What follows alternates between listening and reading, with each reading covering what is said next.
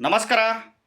ಬಡವರ ರಾಶಿ ನಕ್ಷತ್ರ, ಶ್ರೀಮಂತರ ರಾಶಿ ನಕ್ಷತ್ರಗಳು ವಿಡಿಯೋ ಪೂರ್ತಿ ನೋಡಿದರೆ ಮಾತ್ರ ನಿಮಗೆ ಗೊತ್ತಾಗ್ತಾ ಹೋಗುತ್ತೆ.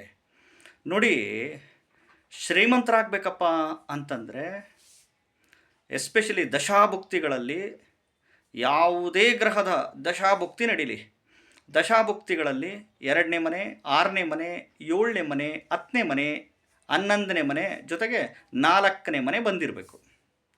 2ನೇ ಮನೆ ಅಂದರೆ ದುಡ್ಡಿನ ಮನೆ, ಧನಸ್ಥಾನ ಅಂತೀವಿ. 2ನೇ ಮನೆ ಸೇವಿಂಗ್ ಬ್ಯಾಂಕ್ ಅಕೌಂಟ್ನಲ್ಲಿ ದುಡ್ಡು ಇಟ್ಕೊಂಡಿರ್ತಾರೆ 2ನೇ ಮನೆ ಆಪ್ರೇಟ್ ಆದರೆ. 6ನೇ ಮನೆ ಅಂದರೆ ವೃತ್ತಿಯಿಂದ ದುಡ್ಡು. ಅರ್ಥ ಆಯ್ತಾ? ಸಿಕ್ಕಾಬಟ್ಟೆ ಬ್ಯುಸಿ ಇರ್ತಾರೆ. 6ನೇ ಮನೆ ಯಾರಿಗೆ ನಡೀತಿರುತ್ತಾ ಸಿಕ್ಕಾಬಟ್ಟೆ ಬ್ಯುಸಿ.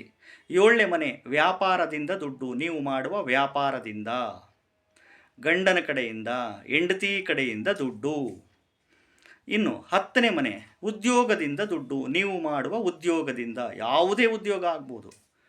ಸರ್ಕಾರದಿಂದ ದುಡ್ಡು, ಸರ್ಕಾರದಿಂದ ಸವಲತ್ತುಗಳು, ಫೆಸಿಲಿಟಿಗಳು ತೊಗೊತೀರಾ.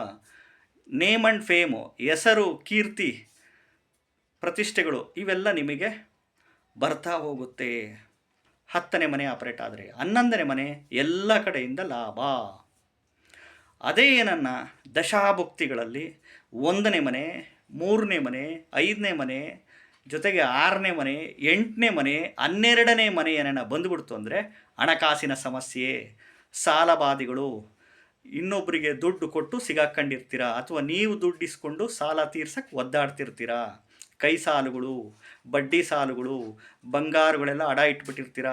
ಸೈಟು, ಮನೆ, ಭೂಮಿ, ಅಪಾರ್ಟ್ಮೆಂಟು ಮಾರಾಟ ಮಾಡುವ ಪ್ರಸಂಗಗಳು ಬರುತ್ತೆ. ಕಾರು, ಸ್ಕೂಟ್ರುಗಳೆಲ್ಲ. ವ್ಯಾಪಾರ ಲಾಸ್, ಬಿಸ್ನೆಸ್ ಲಾಸ್, ಉದ್ಯೋಗದಲ್ಲಿ ಕಿರಿಕಿರಿಗಳು, ಉದ್ಯೋಗದಲ್ಲಿ ಸಸ್ಪೆಂಡ್ ಆಗೋದು, ಉದ್ಯೋಗ ಬಿಟ್ಟು ಮನೇಲಿ ಕೂತ್ಕೊಳೋದು, ಇನ್ನೇನೋ ಬಿಸ್ನೆಸ್ ಮಾಡೋಕ್ಕಂತ ಹೋಗಿ ಸಾಲ, ಉದ್ಯೋಗ ಬಿಟ್ಬಿಡ್ತೀರಾ, ಉದ್ಯೋಗದಲ್ಲಿ ಕಿರಿಕಿರಿಗಳಾಗಿ ಸಸ್ಪೆಂಡ್ ಆಗೋದು, ಅಥವಾ ಬಿಟ್ಟು ಇನ್ನೊಂದೇನೋ ಬೇರೆ ಒಳ್ಳೆ ಜಾಬ್ ಸಿಕ್ತು ಅಂತ ಅಲ್ಲೋಗಿ ಅಲ್ಲಿ ಸಿಗಾಕೊಂಡು ಒದ್ದಾಡ ಅಂಥ ಪರಿಸ್ಥಿತಿಗಳು. ಆಸ್ತಿ ವಿಚಾರದಲ್ಲಿ ಕಲಹ, ಗಂಡ ಹೆಂಡತಿ ನಡುವೆ ಜಗಳ, ಕಲಹ, ಮನಸ್ತಾಪ, ಭಿನ್ನಾಭಿಪ್ರಾಯಗಳು, ಕೋರ್ಟು ಕಚೇರಿ, ಡೈವರ್ಸ್ ವ್ಯಾಜ್ಯಗಳು. ಉದ್ಯೋಗ, ಹೊಸ್ದಾಗಿ ಉದ್ಯೋಗ ಹುಡ್ಕಕ್ಕೆ ಹೋಗ್ತಿರ್ತೀರ, ಜಾಬ್ ಸಿಗಲ್ಲ, ಬಿಸ್ನೆಸ್ ಮಾಡೋಕ್ಕೋಗಿ ಲಾಸ್ ಮಾಡ್ಕೊಂಬಿಡ್ತೀರಾ. ಕೈ ಸಾಲುಗಳು, ಕೃಷಿಗೆ, ಅಗ್ರಿಕಲ್ಚರ್ಗೆ ಹಾಕ್ಬಿಟ್ಟು ಲಾಸ್ ಮಾಡ್ಕೊಂಬಿಡ್ತೀರಾ. ಯಾಕೆಂದರೆ 1ನೇ ಮನೆ ಅನ್ನೋದ್ರೆ ನಾನು ಅಹಂಕಾರದ ಮನೆ, ದುರಹಂಕಾರದ ಮನೆ. ನನ್ನ ಮಾತೇ ಕೇಳಬೇಕು, ನಾನು ಆಡಿದ್ದೇ ವೇದವಾಕ್ಯ, ನನ್ನ ಮಾತೇ ವೇದವಾಕ್ಯ, ನಾನು ಮಾಡಿ ತೋರಿಸ್ತೀನಿ ಅಂತೀರ. 3ನೇ ಮನೆ ಸಿಟ್ಟು, ಕೋಪ, ಹಠದ ಮನೆ, ಒತ್ತಡದ ಮನೆ, ಪ್ರೆಷರ್ ಮನೆ, ಕಷ್ಟಗಳ ಮನೆ. 5ನೇ ಮನೆ ಆಸೆಗಳ ಮನೆ, ದುರಾಸೆಗಳ ಮನೆ, ಸೋಂಬೇರಿಯ ಮನೆ. 5ನೇ ಮನೆ ಬಂದುಬಿಟ್ರೆ ಸೋಂಬೇರಿತನ ಬರುತ್ತೆ, ಆಲಸ್ಯ ಬರುತ್ತೆ. ಪೊಸೆಸಿವ್ನೆಸ್, ಹೊಟ್ಟೆ ಕಿಚ್ಚು, ಇನ್ನೊಬ್ಬರ ಮೇಲೆ ಹೊಟ್ಟೆ ಕಿಚ್ಚು. ಅವರು ಬೆಳೆದ್ಬಿಟ್ರು, ನಾವು ಏನಪ್ಪ ಇಷ್ಟೆಲ್ಲ ಮಾಡಿದ್ರು ಕಷ್ಟಪಟ್ಟರು ನನಗೆ ಆಗ್ತಿಲ್ಲಲ್ಲ ಅಂತ ಹೊಟ್ಟೆ ಕಿಚ್ಚು. 5ನೇ ಮನೆ. 6ನೇ ಮನೆ ಅನಾರೋಗ್ಯದ ಮನೆ, ಶತ್ರುಗಳು ಉಂಟಾಗ್ಬಿಡ್ತಾರೆ. 6ನೇ ಮನೆಗಳು ಆಪರೇಟ್ ಆಗಿಬಿಟ್ರೆ ಶತ್ರುಗಳು, ಅನಾರೋಗ್ಯದ ಸಮಸ್ಯೆಗಳು ಬಂದು ಹೋಗೋ ಅಂಥ ಲಕ್ಷಣಗಳಿರುತ್ತೆ. ಅರ್ಥ ಆಯ್ತಾ? 8ನೇ ಮನೆ ಕಷ್ಟದ ಮನೆ, ನರಕದ ಮನೆ, ವಿಪರೀತ ಸಾಲ, ಕೈ ಸಾಲ, ಇನ್ನೊಂದು ಮತ್ತೊಂದು ಆಕ್ಸಿಡೆಂಟ್ಸುಗಳು, ಅಪಘಾತಗಳು, ಅನಾರೋಗ್ಯದ ಸಮಸ್ಯೆ.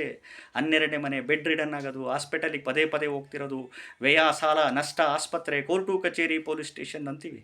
ಈ ಮನೆಗಳ ಆಪ್ರೇಟ್ ಆಗಿಬಿಟ್ರೆ ಈ ರೀತಿ ಎಲ್ಲ ಉಲ್ಬಣ ಆಗುವ ಎಲ್ಲ ಮೇಜರಾಗಿ ಲಕ್ಷಣಗಳಿರುತ್ತೆ. ಇದು ಯಾವುದೇ ರಾಶಿ ಆಗಲಿ, ಯಾವುದೇ ನಕ್ಷತ್ರ ಆಗಲಿ, ಅರ್ಥ ಆಯ್ತಾ? ಈ ರೀತಿ ಲಗ್ನ ಯಾವುದನ್ನಾಗಲಿ, ತಿಥಿ, ಯೋಗ, ಕರ್ಣ, ಪಾದ ಯಾವುದನ್ನಾಗಲಿ, ಯಾವುದೇ ಗ್ರಹದ ದಶಾಭುಕ್ತಿ ನಡೀಲಿ, ಗ್ರಹದಲ್ಲಿ ದಶಾಭುಕ್ತಿಗಳಲ್ಲಿ ಈ ಮನೆಗಳು ಬಂದುಬಿಟ್ರೆ ಶ್ರೀಮಂತರನ್ನಾಗಿ ಮಾಡ್ತವೆ, ಮತ್ತು ಲಾಸ್ ಮಾಡಿ ಹಾಕಿಬಿಡ್ತವೆ. ಗ್ರಹಗಳ ಇನ್ಫ್ಲುಯೆನ್ಸ್ ಅಷ್ಟು ಇದ್ದೇ ಇರುತ್ತೆ. ನೀವು ಮಾಡುವ ಉದ್ಯೋಗದಿಂದ, ನೀವು ಮಾಡುವ ವ್ಯಾಪಾರದಿಂದ, ನೀವು ಮಾಡುವ ಕೃಷಿಯಿಂದ.